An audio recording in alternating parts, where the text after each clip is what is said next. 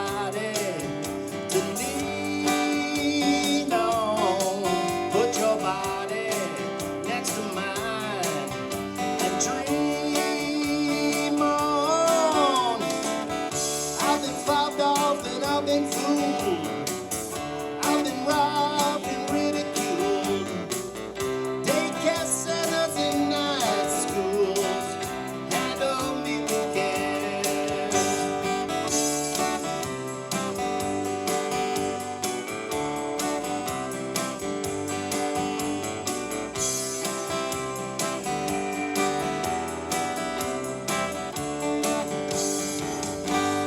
Stuck in airports, terrorized, sent to meetings, hypnotized, overexposed, commercialized, handle me with care. I'm so tired of being lonely, still have some love to give. Won't you show me that you really care? Everybody's got somebody to lean on. Put your body next to mine and dream on. I've been uptight and made a mess, but I'll clean it up myself, I guess. Whoa, the sweet smell of success handle me with care.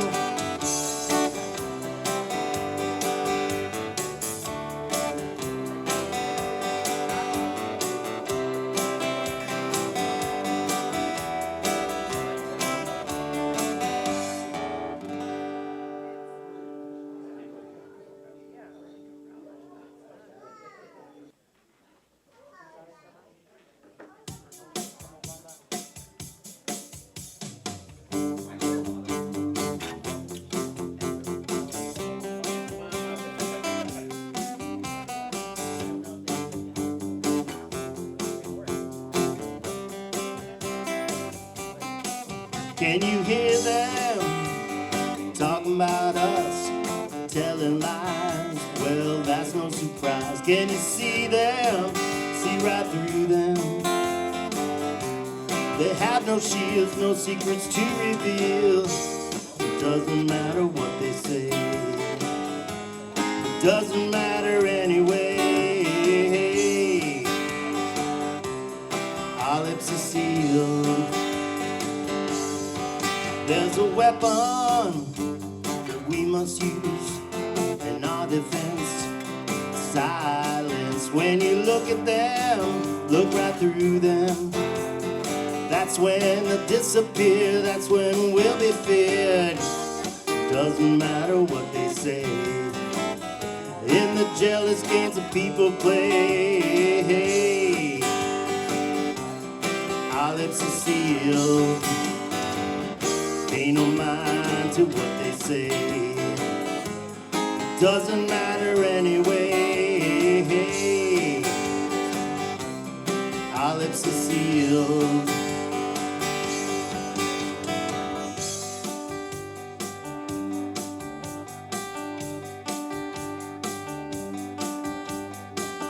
Hush now, baby, don't you cry. Quiet angel, forget their lies. Can you hear them talking about us, telling lies? Well, that's no surprise. Can you see them, see right through them? They have no shields, no secrets to reveal. Doesn't matter what they say, they're the games that people play. Our lips are sealed. Pay no mind to what they say, doesn't matter anyway. Our lips are sealed. Our lips are sealed. Our lips are sealed.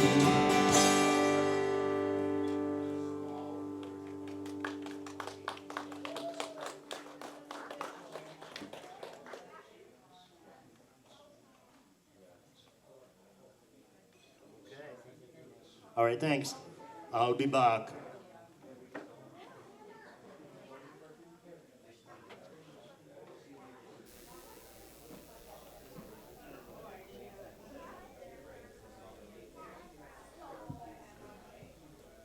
Hello, everyone. Can you hear me? I do not like speaking in front of people, but I want to thank everybody for coming over. We're celebrating the love of my life, his life, and he wanted it to be a very happy and cheerful occasion because he was a very happy and cheerful kind of guy. So I'm hoping that meets his standards. His favorite food was Spanish food because he grew up in Miami. And there's plenty of appetizers. Everybody start with appetizers, and then we're going to move on to the food. And I am going to have Bree, wherever she is, do what I can't do right now because I know I'll get emotional. And she's a pro anyway. Yeah, Bree.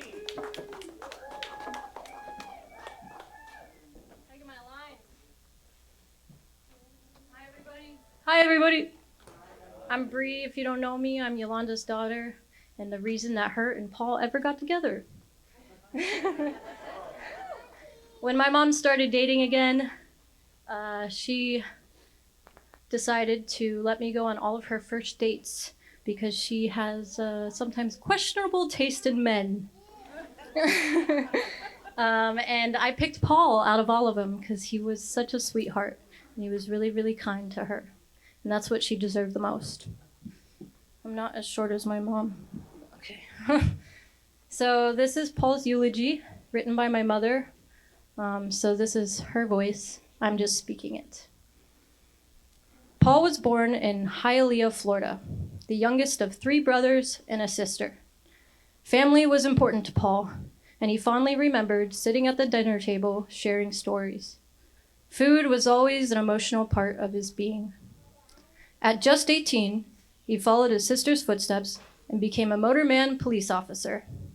He later retired as a sergeant after being injured in the line of duty. And if you knew Paul, you knew he never stopped serving people. He lived a life of service, a life of giving of himself. After the police force, Paul reinvented himself more times than most of us do in a lifetime. He was a restaurant owner, worked at a tutoring center, worked installing computer networks in offices, worked as a leasing consultant, and later became a part-time handyman. Even though he didn't start in the handyman business, he became a pro at almost everything he attempted. He loved to joke that he was a jack of all trades is a master of none, but oftentimes better than a master of one. And that was Paul, curious, capable, and always willing to learn something new. He was also a Boy Scout leader.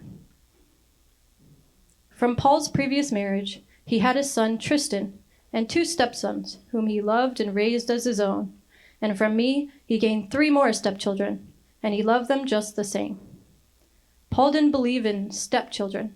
He believed in his kids. Paul and I had our first date on July 5th, 2012, after meeting online. My daughter Bree came with me to do the interrogation. He passed with flying colors. His online profile photo was of him standing by his motorcycle, holding his fluffy Pomeranian pup. A touch of tough and soft in one package, and that could not have been the most perfect description ever. A month later, I invited him to take a trip to St. Augustine with Bree and me, and that was when I realized what a gem of a man I had found. For 13 years, we had our routines. He made my coffee every morning. We watched the news, I went to work, and he texted me all day, usually from Home Depot, sending hearts and silly love memes. At night, we watched our shows and talked about our day, and no matter what, even if we were mad, we would always end it up the night with a goodnight kiss. Paul was a man who loved deeply. He was romantic. He was kind and had a heart of gold. He was my best friend, my confidant, and my safe place. We grew into a bond that was unbreakable. Paul was that guy, the one with the warm smile who made everyone feel like an old friend. He was colorful, funny, and absolutely unforgettable. Being with Paul, there was never a dull moment. We loved getting together with friends for dinner, although sometimes I had to remind him to behave, because Paul had no filter and no shame about it. Paul loved children and dreamed of being a grandparent. When friends asked us to be surrogate grandparents, he was thrilled. Paul was a big kid himself. We spent countless days at Disney World with season passes, riding roller coasters and laughing like teenagers. A few years ago at Busch Gardens, Paul even outlasted Bree, and he was very proud of that. Paul loved to cook, and he loved gathering family around the table. He was a master baker, and I don't use that word lightly. He made the best peanut brittle you ever tasted, and yes, even homemade marshmallows. He was also a wonderful chef. Hungarian goulash, schnitzel, fresh bread, pies, and all kinds of incredible food. If there was a kitchen nearby, Paul somehow always ended up in it, happily creating something delicious for everyone. He loved volunteering here at Showfolk some Saturday nights cooking hamburgers. Paul also loved animals. We spent many weekends at the Crowley Museum and Nature Center, volunteering and caring for their rescue farm animals, feeding them, tending to them, and talking to them like old friends. He also fed the many wild animals in our yard. He was like Dr. Dolittle at home. Paul was an avid outdoorsman. We spent countless days hiking, kayaking, mountain biking. We took cruises and traveled to Mexico, Belize, and Honduras. We visited New York City and Maine, and our favorite trips were always to Cincinnati to visit our favorite hippo. Paul loved working at the medieval fair every November, running the pizza booth. At the end of the day, he would secretly make fancy dessert pizzas for the kids and hand out hot chocolate, because that's just who he was. Paul loved the color orange. His orange shirts, and probably Home Depot for that reason too. Orange is the color of warmth, strength, joy, and youth. And Paul was all of those things, a big kid with a huge heart. Paul loved video games. When Call of Duty was released, him and his son would camp out, live on energy drinks, and play for 12 hours straight before crashing, exhausted and happy. Paul and I shared 2 tattoos. One was a locket, and the second was a hippo. Paul even tattooed his wedding ring on himself and told me, "I will be yours always." And he was. He kept his promise. "Honey, you made me stronger, and the love you gave me will forever inspire me. I carry your love with me, in my heart, in my soul, in every memory, and in every moment you gave me. My honey, my love, my lighthouse. You will never be forgotten."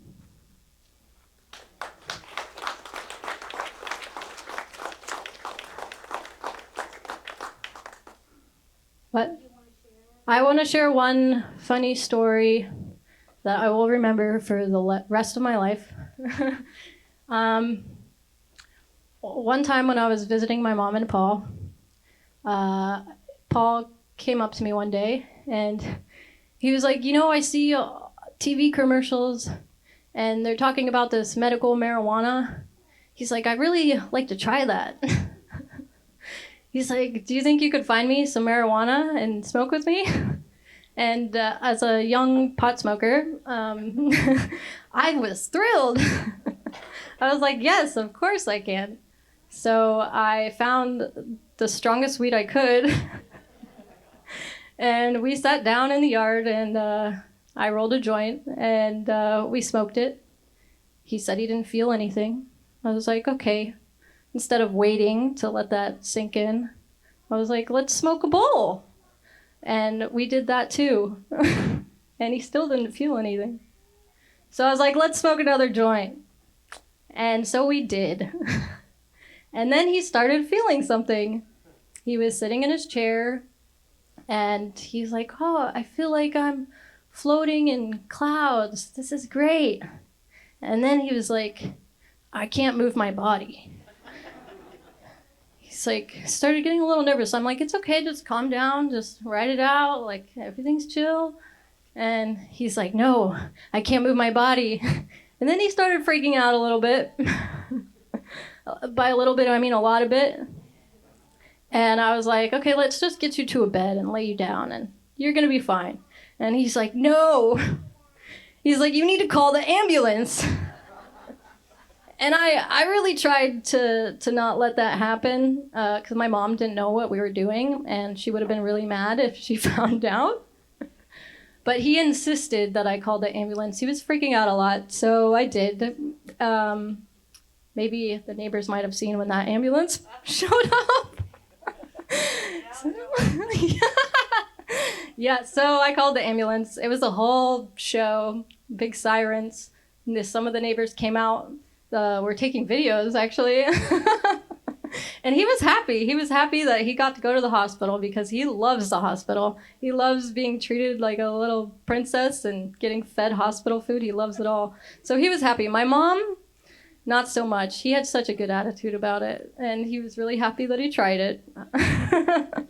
I'll never forget that moment. Sorry, Mom.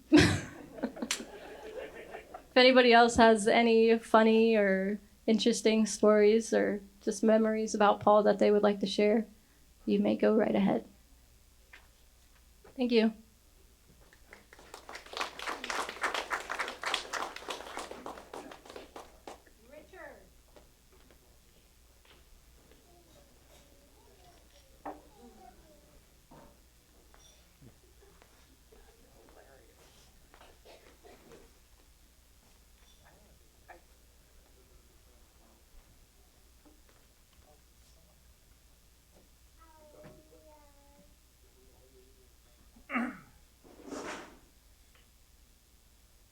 Excuse me, my apologies.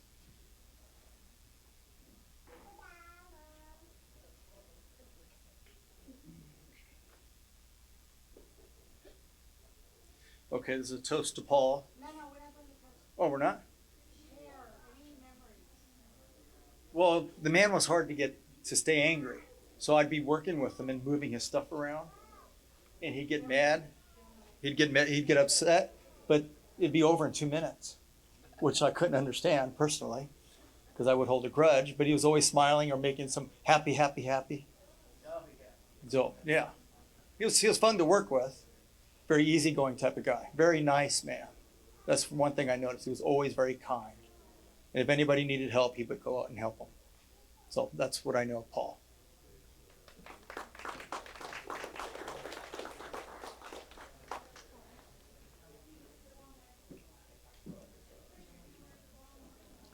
Anyone else want to share anything?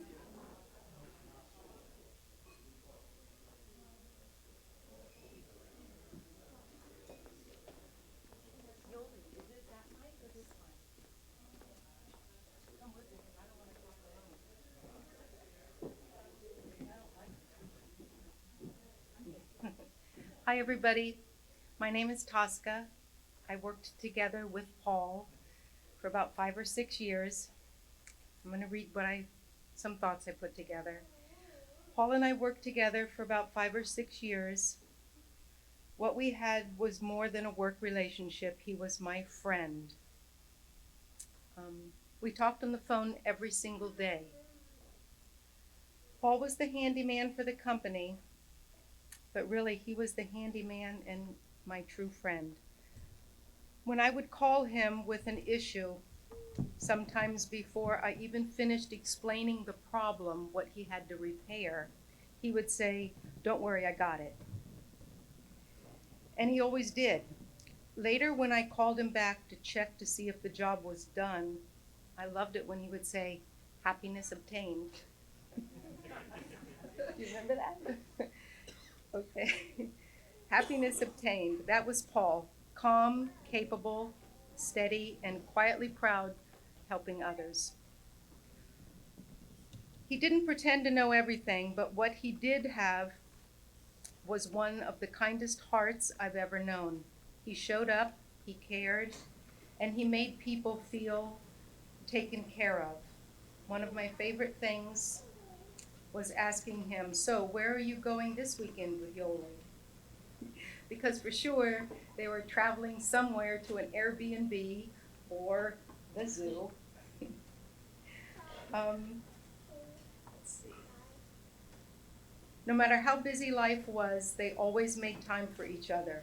Their bond was obvious and beautiful, and it spoke volume about the kind of man Paul was. We have a storage unit where he kept all his tools, and so we called it Paul's office. It's still called Paul's office today. Even though we have a new handyman, I'll always say, take it to Paul's office.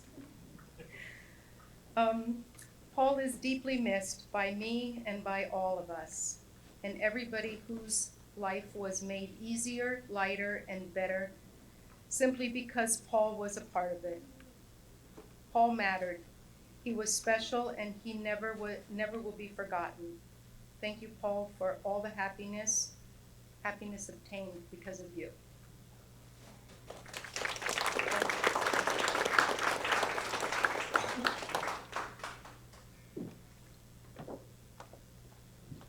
Anyone else want to share anything? Frank, about your childhood? No? Anyone? All right.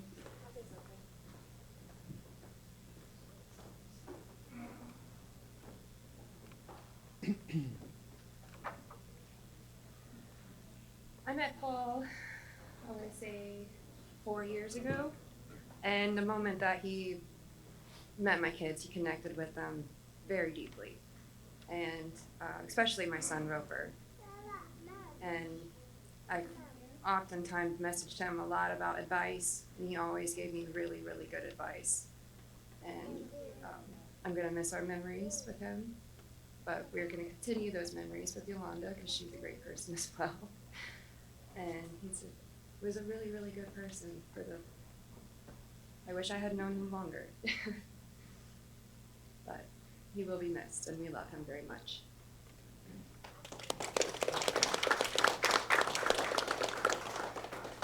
Anyone else?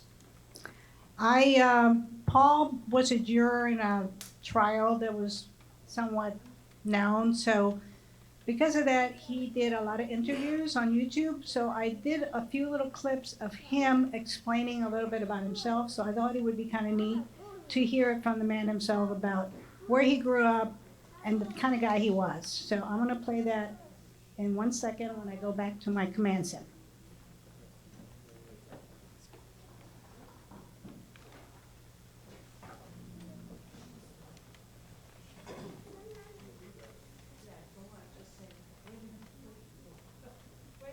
Yolanda, hold on a second.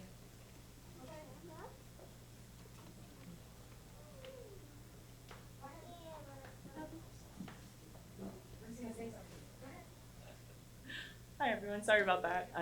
I was like, oh, I didn't want to interrupt, but the gentleman back there said, you'll regret it if you don't, and he's right.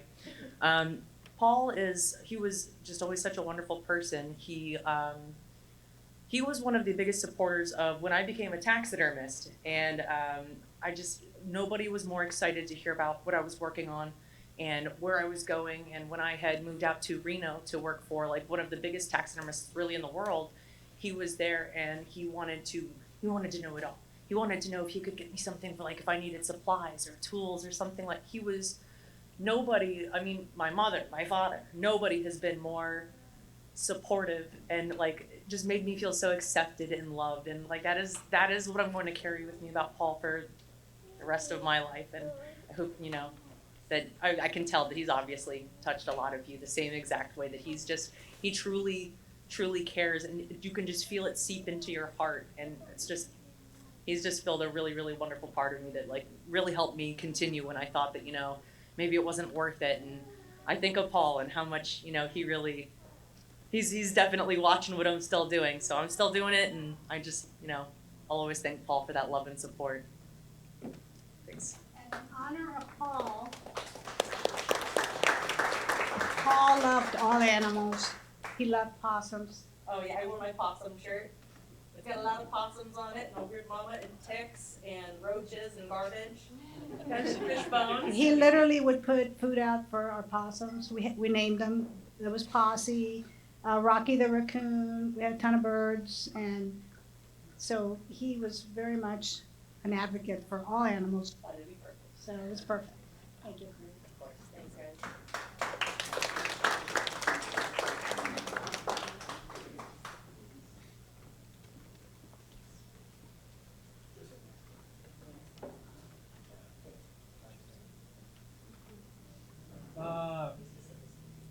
I was born in a hospital. No, danger. I was born, grew up, went to schools in a city of Hialeah, Florida, which is outside of Miami, Florida, Dade County, Florida, and went to Roman Catholic. I'm a Roman Catholic in my bringing up. So it was a whole family. I was the youngest of 4 total children. We're all about 2.5 to 3 years apart. Next, I was the youngest. I had an older sister. She has passed away. Her name was Sonia. And then about 6 years older than me or so, or 5, is my brother Frank. He still lives down Calle Ocho in Miami area. And then I have my older brother William, or Billy as he's known, and he has since passed away. He was the oldest. So there's 2 of us surviving. Both my parents have passed away. Sorry. But we visit them down there in Our Lady of Lake Cemetery in Dade County. I went to Roman Catholic school, so I was taught by nuns the first 8 years of my life. Rulers and Bibles with your arms stretched out. Although I never had any of that happen to me. I'm sure. You know, I'm sure. None of us got away scot-free, trust me. Yeah. And I was in the choir, was an altar boy, stuff like that. I used to even work at the church after hours when I was in like 7th and 8th grade, cleaning the rice up off of the church floor after the weddings and stuff like that. And then I went to high school. Believe it or not, I did pass and go to high school. And that was where you know as well, Monsignor Edward Pace High School. Indeed. In Opelika, Florida is where I My alma mater as well. Yep. Loved it there. Taught by the Maris brothers. Yep. And I believe they're still there, from what I You're right. understand. Yep. And that was my education. I went to Miami-Dade Community College for a while. You know, maybe be an accountant, I don't know, I thought, or mortuary science, because I always walked by the old hearse, which was an old horse-drawn buggy, and I said, God, that looks neat, you know. But That's giving you some your career some serious thought, right? Yeah. I love it. So, judging by my weight, yes, and the way I was brought up, at a table is where everything happens. Yeah. You laugh, you get upset, you share things, you catch up on things, you plan for the future. So to me, growing up, it was like that because all 3 of us in Hialeah, not 3 of us, I had an aunt on the corner and her husband who had a big field between the houses, and then another aunt and Uncle Charlie, and then a good friend from, I think it was Kansas, and then we lived. So it's almost like the first 3 houses, we were all Lengyels or Garrigers or something like that. And we, all the kids all together, we'd be, you know, it kind of like old world, old USA type, you know, flying the flag things. And that's how my life I always strive. Sit down at the table or go with, and that's where things happen. And that's what I love. You need to have a wife like Yoli, because she is my,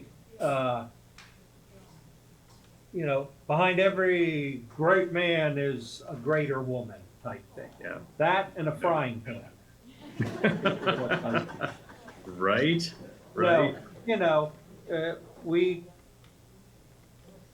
I don't know, I always say, oh man, I wish we met when we were in our 20s. We probably would have never even looked at each other in our 20s. But now, for the past 11 years, got that right, we're kind of like, oh, we know that. We not know, but Yeah. okay, I'm not going to let that bother me. And, and so we enjoy ourselves, things we do. We enjoy our friends. We, got places to go see, so we kind of like enjoy life now. It's almost like we're, at a retirement park where it's always Taco Tuesday and Donut Wednesday and Ice Cream Thursday. And I love it, Buggy, I'm sure, but, what are you agreeing, what are you nodding for? Wait a second. We've got to go. I have something to discuss here. No. It's like, okay, we're together, and every night we always, tell each other our days and Yeah. that we love each other and have our good night kiss, and that's it. We always iron things out, and nothing's that big that Yeah. it should put a rift in the argument. Calls at one another. So we, So, Would you we care take a to explain vacation, this a little photograph? getaway. Would you care to explain this photograph? We went for a little staycation here at what is it, Universal Adventures Island or stuff like that, and we did a little picture thing that they have, a little package, and it was kind of neat. They dress you up in a robe of your chosen house, Slytherin or whatever the other ones are, and we took some pictures on a green screen, and I they love put it. little backings to it, so we had fun with zapping each other, pretending, and stuff like that. So yeah, we had a blast, and we gained like about 10 pounds each, because they have something there called, what is it, butterbeer, dear? Yes, It's kind of like Butter, beer. butter. It's like butterscotch hot chocolate, so to speak, with a real butterscotch white foam on the top, and you can have it hot, iced, or frozen. Oh my The only goodness. place to get it is in like Adventure Island area, not anywhere. No kidding. So, lines all the time, and we like OD'd on the stuff. It was like, holy cow, this is great.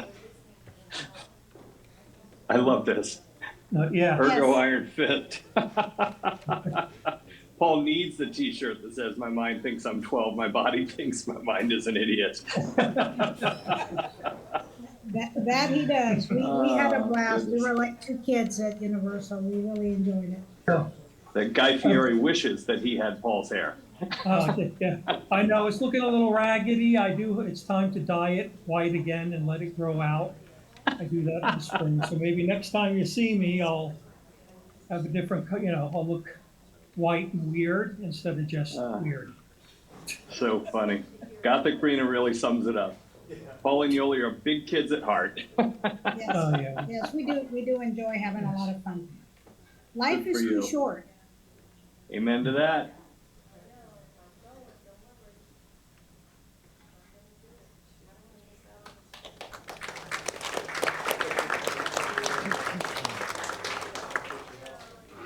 Okay, this one's for Gabby.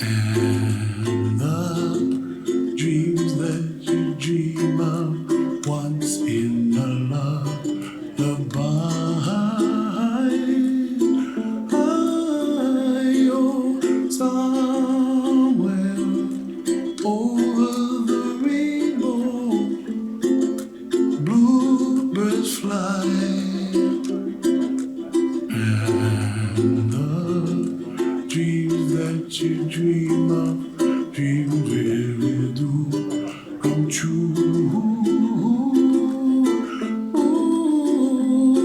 Someday you wish upon a star, wake up where the clouds are far behind me,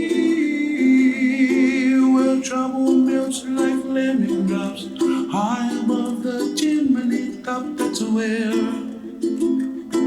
you find me, oh, somewhere over the rainbow. Bluebirds fly, and the dream that you dare to, oh why can't well, I see trees of green and red roses too. I'll watch them bloom for me and you, and I think to myself, what a wonderful world. Well, I see skies of blue and I see clouds of white and the brightness of day. I like the dark and I think to myself, what a wonderful world. The colors of the rainbow, so pretty in the sky, are also on the faces of people passing by. I see friends shaking and singing, how do you do? They really say, I love you. I hear babies cry and I watch them grow. They'll learn much more than we'll know, and I think to myself, what a wonderful world. Someday I wish upon a star, wake up where the clouds are far behind me, where trouble melts like a lemon drops, high above the chimney top. That's where you find me, oh, somewhere over the rainbow, way up high. The dream that you dare to, why, oh why can't I?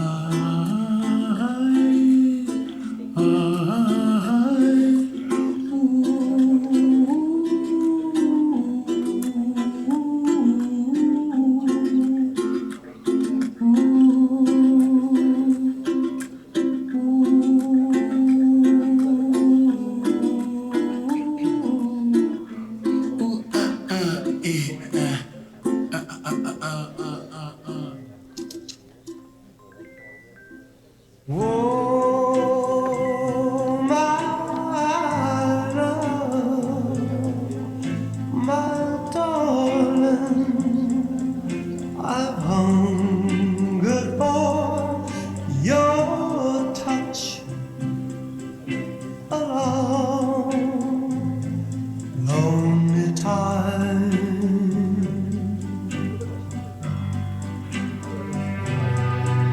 And time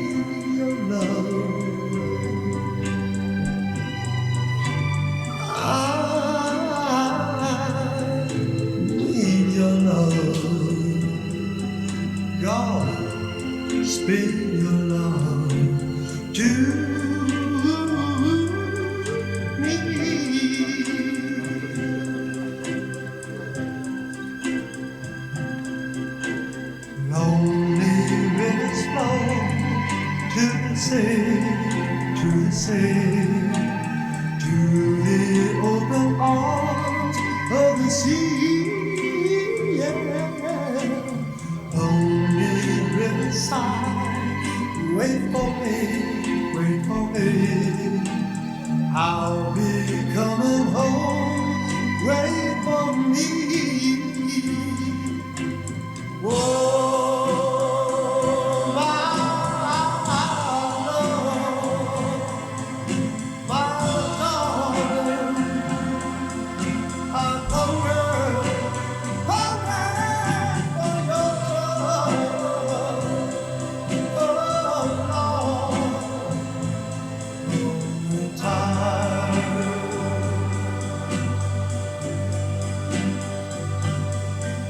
I'm tired.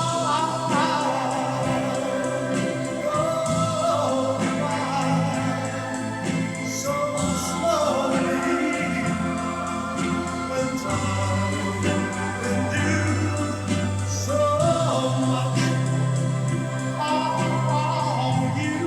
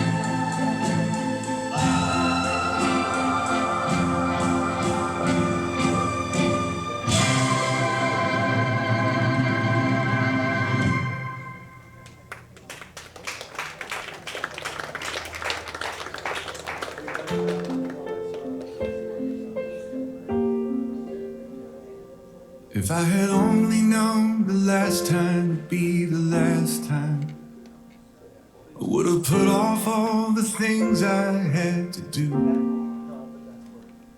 I would have stayed a little longer, held on a little tighter. Now what I'd give for one more day with you.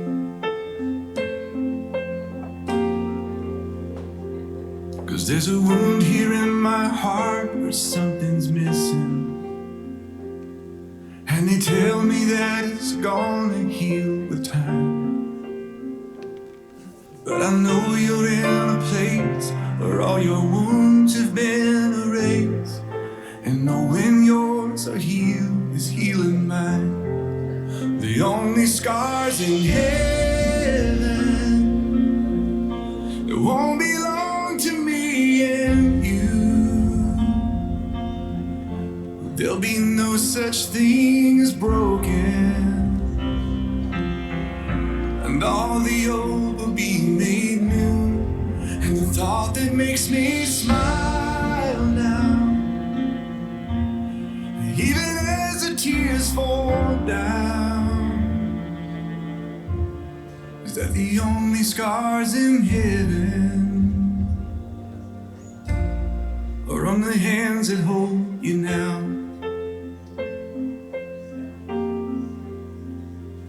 I know the road you walked was anything but easy.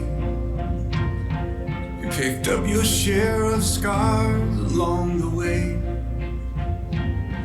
Oh, but now you're standing in the sun. You fought your fight and your race is run. The pain is all a million miles away. The only scars in heaven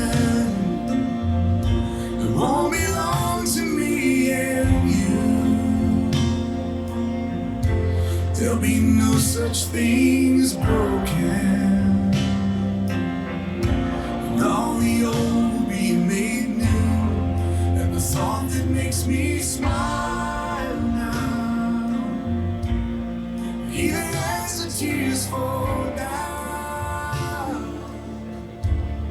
Is that the only scars in heaven? Yeah. Out on the hands that hold you now.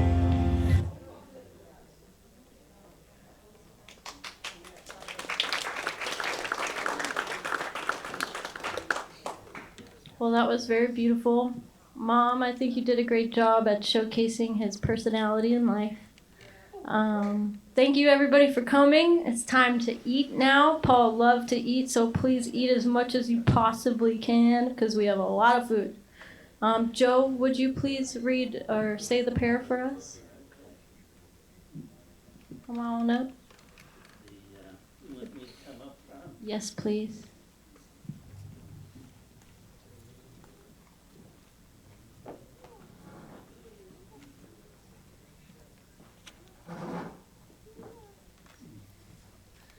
Well, thank you, Yolanda. We learned to know Yolanda when Bree graduated from kindergarten. So it's been a long friendship, and we learned to love Paul. When they got married, it was a wonderful time. Paul loved to eat, and most of our relationship was around the table eating. And he loved my wife Wilma's desserts. He would always want to take them along home, you know, and eat the rest afterwards. But we learned to just appreciate Paul. He was always so kind. He was always would help in any way he could help. That's just who he was. In fact, I normally don't dress like this, but these are Paul's shorts, so I'm wearing in memory of him. We had a lot of good times together. One of the things he always did when we went either at the house or when we went out to eat together, when we gave thanks for the food, he'd always say, grab each other's hand. He would always do that. So just in memory of him, if you can reach someone, grab their hand, and we'll do this in memory of Paul. Father, I just thank you so much for the life of Paul. I thank you for what he's meant to so many of us.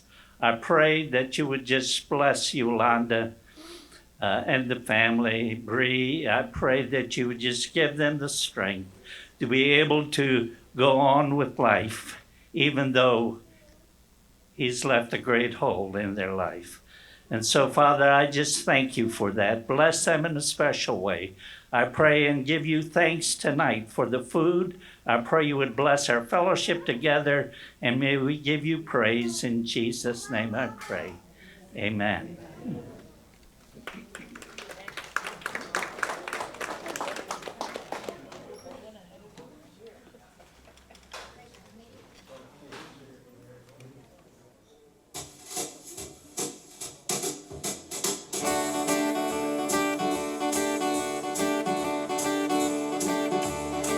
This thing called love, I just can't handle it. This thing called love, I must get around to it. I ain't ready.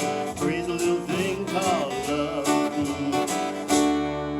This thing called love, it cries in a cradle all night. It swings, it jives, shakes all over like jellyfish. I kinda like it. Crazy little thing called love.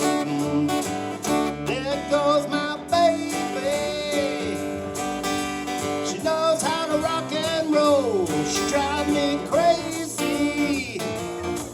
She give me hot cold fever, leave me in a cuckoo sweat.